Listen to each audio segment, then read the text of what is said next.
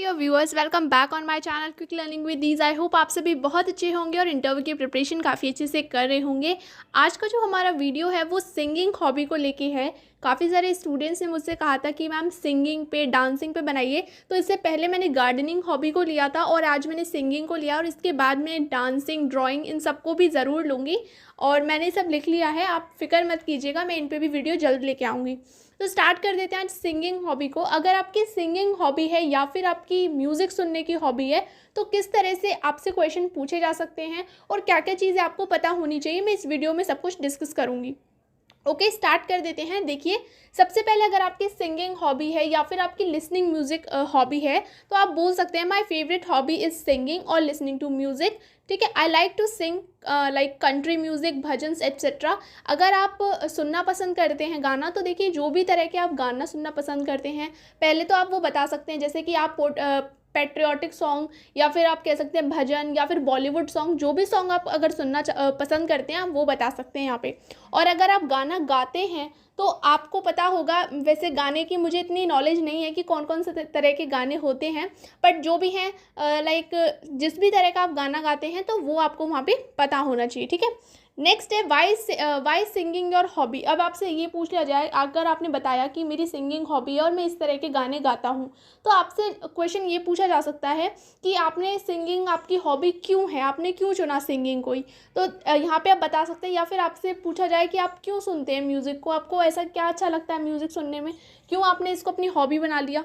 तो ये देखिए, sir it helps me to feel emotionally lifted and stress free with a new freshness. ठीक है, तो कहीं ना कहीं म्यूज़िक सुनना मुझे बहुत ज़्यादा फ्रेश फील कराता है, मेरे मूड को लिफ्ट करता है और मुझे क्या है, स्ट्रेस फ्री इन्वायरमेंट मेरे आगे क्रिएट करता है।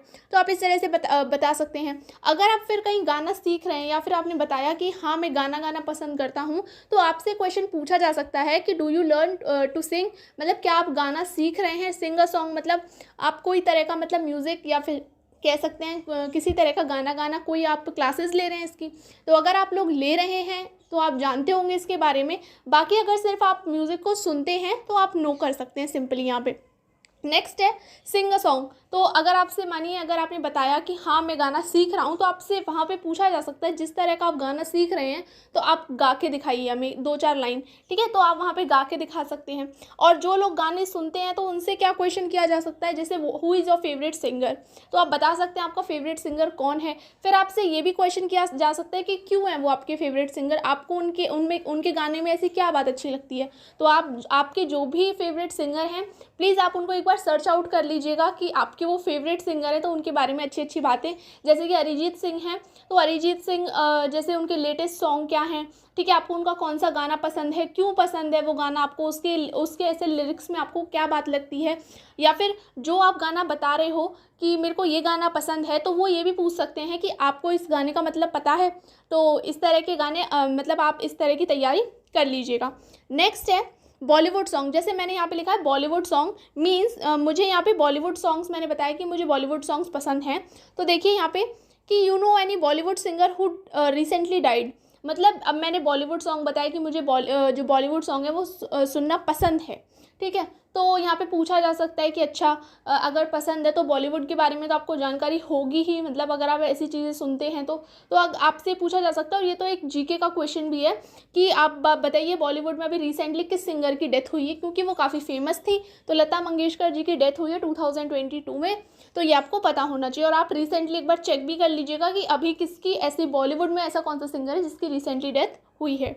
नेक्स्ट है आपसे अवार्ड्स के बारे में पूछा जा सकता है। अगर आप म्यूज़िक सुनते हैं, म्यूज़िक के बारे में थोड़ी नॉलेज रखते हैं, तो ये चीज़ें आपको पता होनी चाहिए। और सिर्फ म्यूज़िक के लिए नहीं, आपसे करंट अफेयर के क्वेश्चन पूछे जाना बहुत ही कॉमन बात है।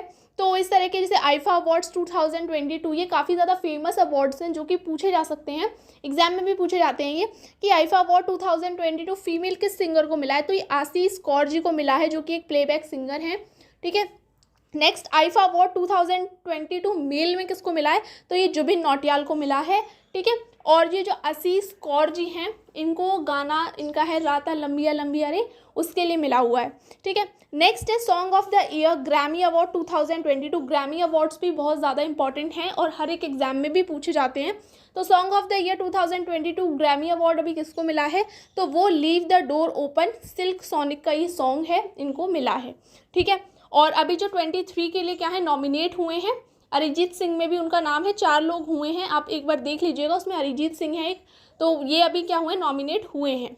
इसके बाद नेक्स्ट है, आपसे क्वेश्चन किया जा सकता है कि अच्छा आप सॉन्ग सुनते हैं, आप हमें इसके बेनिफिट्स बताइए, सॉन्ग सुनने के क्या क्या बेनिफिट्स होते हैं। तो देखिए सबसे पहले रिड्यूस एंजाइटी, हमारे अंदर जितनी भी घबराहट होती है उससे हमको थोड़ा रिलीफ मिलता है। Blood pressure reduce, blood pressure high होना, तो उस वक्त एक कहते हैं ना कि बहुत स्लो सॉन्ग सुनना या फिर एक कहते हैं रिलीफ वाला सॉन्ग सुनना हमारे दिल को बहुत ज़्यादा राहत देता है। इसके बाद इम्प्रूव स्लीप क्वालिटी, तो हम सो अच्छे से पाते हैं। ऑब्वियस सी बात है, जब हमारा दिमाग शांत हो जाएगा, ठीक है, हमारा ब्लड प्रेशर नॉर्मल रहेगा, हमारी हार्ट बीट्स नॉर्मल होंगी, तो हमें नींद अच्छी आएगी ही।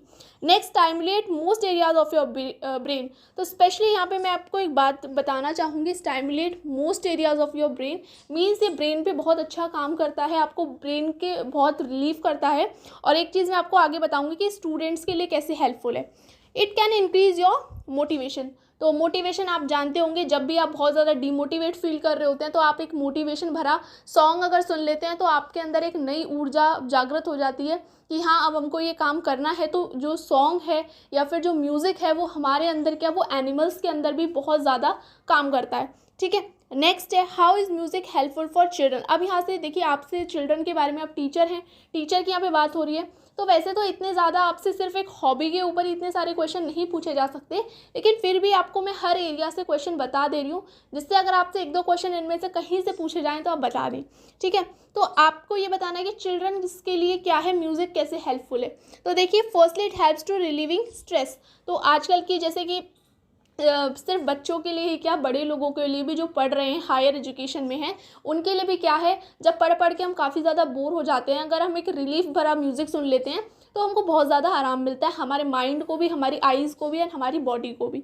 Next it also improves language skills, हाँ तो ये बात है, बच्चों में क्या है, बच्चों में जो लैंग्वेज स्किल होते हैं, ठीक है, लैंग्वेज स्किल मीन्स होता है बच्चे, आपने सुना होगा कि साइकोलॉजी में कहते हैं कि जो हमारा भाषा का विकास होता है वो तेज गति में होता है, जब मतलब बचपन में।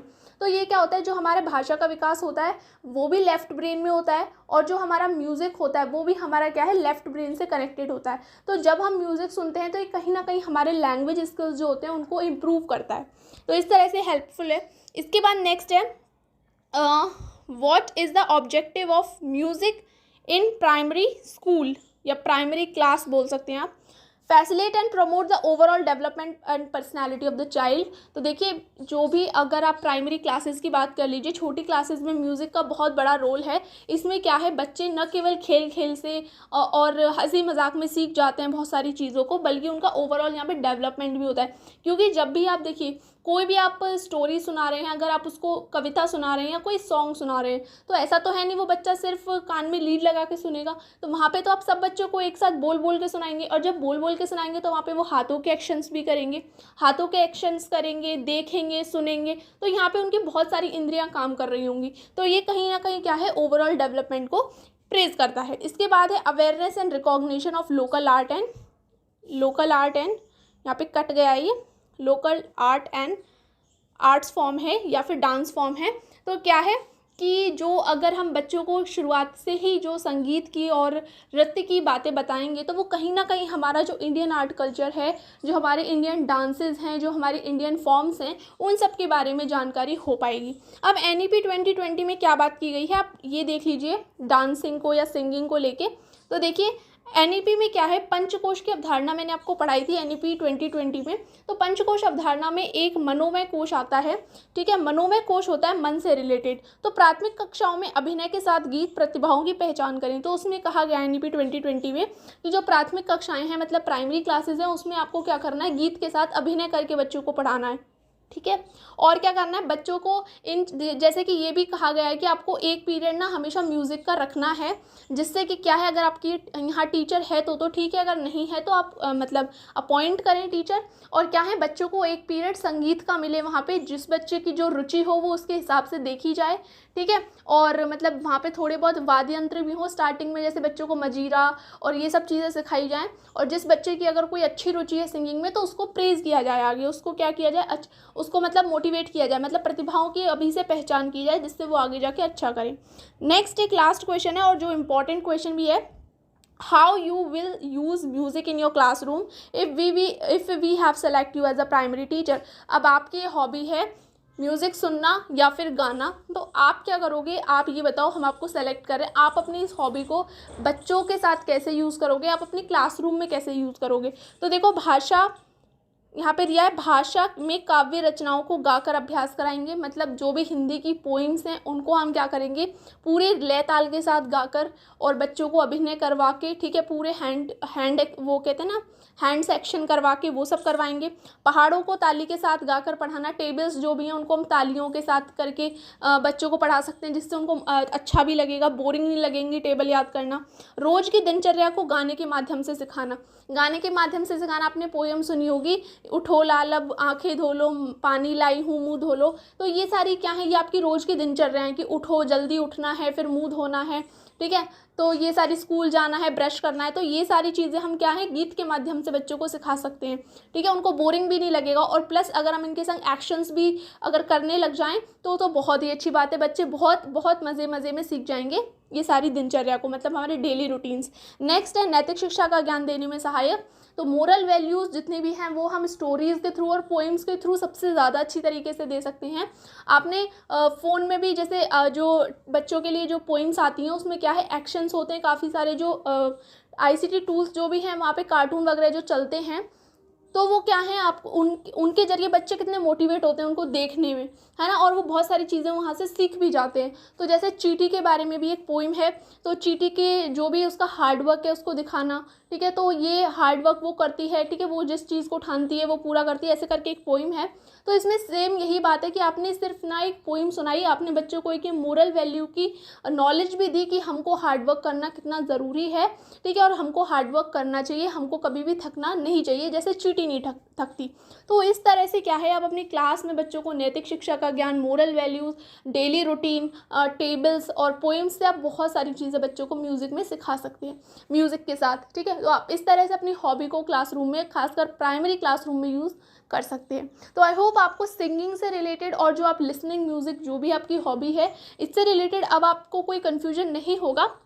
आप एक बार ये देख लीजिएगा कि जो भी आपका फेवरेट सिंगर है, अगर आप मोस्टली यहाँ पे ऐसे बच्चे ज़्यादा होंगे जो कि म्यूज़िक सुनते होंगे, तो देखिए म्यूज़िक जो सुनते हैं ना, तो आप अपने एक सिंगर को सेलेक्ट कर लीजिए। अगर आप वहाँ पे बताते हैं उस सिंगर को तो आप उसके बारे में थोड़ा बहुत जान लीजिए कि उसका आपको फेवरेट कौन सा सॉन्ग है, अगर है वो तो क्यों है, आपको उसकी क्या लिरिक्स हैं, थोड़ा उनका मतलब क्या है, तो ये सब आप थोड़ा देख लीजिए जिससे कि आप बता पाएँ अच्छे से, वरना ऐसा ना लगे कि आपका फेवरेट सिंगर है और आप उसके बारे में कुछ जानते भी नहीं हैं, ठीक है। तो होप आपको आज का वीडियो अच्छा लगा हो, और अगर अच्छा लगा है तो चैनल को लाइक शेयर सब्सक्राइब ज़रूर कर दीजिएगा। इसी तरह के इन्फॉर्मेटिव वीडियोज़ के लिए मिलते हैं एक नई वीडियो के साथ, जब तक के लिए थैंक्स।